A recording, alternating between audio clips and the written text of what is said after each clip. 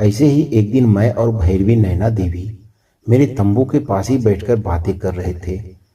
भैरवी नैना देवी मुझे कुछ तंत्र मंत्र की क्रिया समझा रही थी और मैं चुपचाप उन बातों को सुन रहा था। शाम हो चुकी थी, इसलिए चारों तरफ अंधेरा भी छा चुका था। उसी वक्त एक आदमी उनसे मिलने आया। भैरवी नैना देवी से मिलने पहली बार कोई आया था, वरना उन्हें यहाँ शायद कोई भी नहीं जानता कि वो कितना दिव्य शक्ति वाली महिला है। उस आदमी ने आकर भैरवी नैना देवी के पैर छुए और उन दोनों में कुछ बातें होने लगी। आश्चर्य की बात यह है कि वह आदमी दिखने में साधारण तो लग रहा था, लेकिन मैं महसूस कर सकता था कि वह आदमी कोई आम आदमी नहीं है। उस आदमी के चेहरे पर एक तरह से दूसरों को आकर्षित करने का गुण था। उस आदमी को देखते ही उसके बारे में जानने व उससे बात करने का मन करने लगा। उस आदमी ने मानो मुझ पर हल्का सा वशीकरण जैसा कर दिया था। मैं केवल उसी आदमी के तरफ देख रहा था। अब मैं अपनी आंख को बंद कर लिया और गुरुदेव पागल बाबा को याद करते हुए मैंने उस आदमी के बारे में जानने की कोशिश करने लगा। गुरुदेव को याद करते ही वह आकर्षण तो खत्म हो गया, पर फिर भी उस आदमी की ओर ही मैं देखता रहा।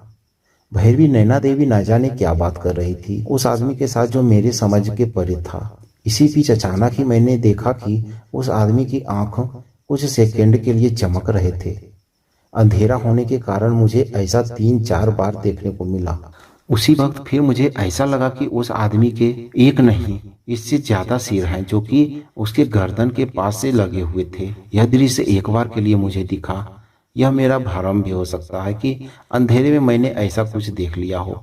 दो बातें जो ध्यान देने योग्य थी, उस आदमी के शरीर से एक बेहद ही बढ़िया खुशबू निकल रही थी और वह आदमी भैरवी नैना देवी को देवी नैना योगिनी कहकर संबोधित कर रहा था।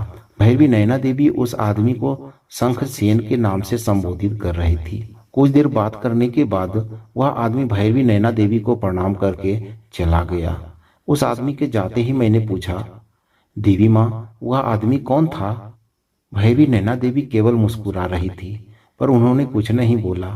मैंने फिर उनसे पूछा, वह कोई साधारण आदमी तो नहीं था? मुझे इतना तो पता चल गया। उस रात मैं यही सोचता रहा कि आखिर भैरवी नैना देवी ने मुझे कुछ बताया क्यों नहीं। इसमें कुछ तो रहस्यमय बात है। अगले दिन भैरवी नैना देवी की पूजा करने के बाद मैंने फिर उनसे पूछा कि आखिर वह आदमी कौन था, लेकिन उन्होंने फिर इस बारे में कुछ नहीं बताई। कई बार पूछने पर भी जब भैरवी नैना देवी ने उस आदमी के बारे में नहीं बताई कि वह कौन था, तो मैंने भी पूछना बंद कर दिया। यह उनका कोई गुप्त बात होगा, यही सोच मैंने फिर नहीं पूछा। इसके कुछ दिन बाद भैरवी नैना देवी ने देवी कामाख्या मंदिर में मुझसे एक हवन करवाई।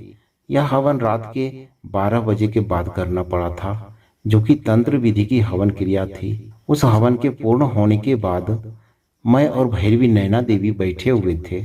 उन्होंने मुझसे पूछा, कभी नागलोक के बारे में सुना है? मैंने बोला, हाँ, कहानियों में सुना है, पर क्यों देवी माँ? भैरवी नैना देवी बोली, नागलोक कोई काल्पनिक कहानी नहीं है राघव।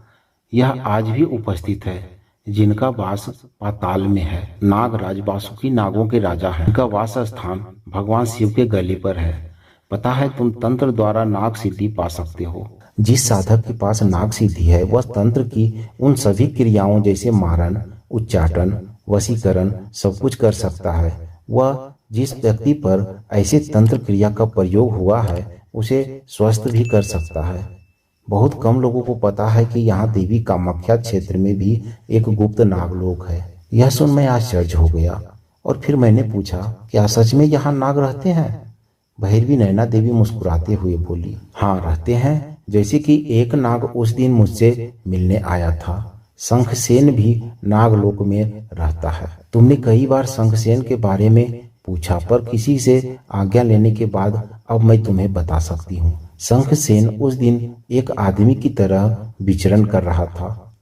वह जब मुझसे मिलने आया तो मैंने सोचा कि तुम कुछ जान नहीं पाओगे, पर तुम जान गए कि वह कोई साधारण आदमी नहीं। यह सब सुन मैं आश्चर्यचकित हो गया था कि उस दिन मैंने एक नाग को अपने सामने देखा था। देवी माँ, क्या आपके पास भी नाग सिद्धि है?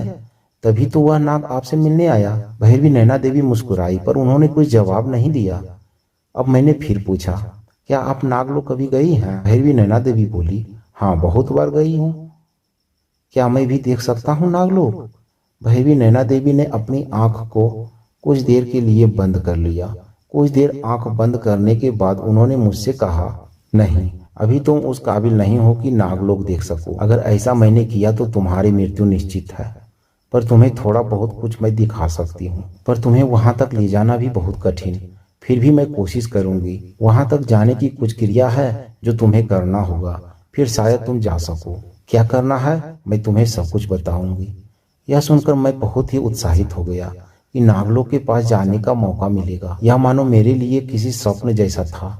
मैं उस जगह को देखने के लिए कुछ भी करूंगा, यही सोच रहा था। वैसे भी भैरवी नैना देवी कोई आम साधिका तो नहीं है, यह मैं इतने दिनों में जान चुका था। उनके पास बहुत सारी दिव्य व रहस्यमय शक्तियां हैं जो कि मेरे सोच से भी परे है। भैरवी नैना देवी जब मेरे साथ है तो मुझे विश्वास था कि मेरे साथ कुछ भी अनहोनी नहीं होगा। ऐसी दिव्य महिला से तंत्र मंत्र सीखने का सौभाग्य मुझे अपने गुरुदेव पागल बाबा की वजह से मिला। इसलिए एक बार फिर मैंने उन्हें याद करते हुए प्रणाम किया।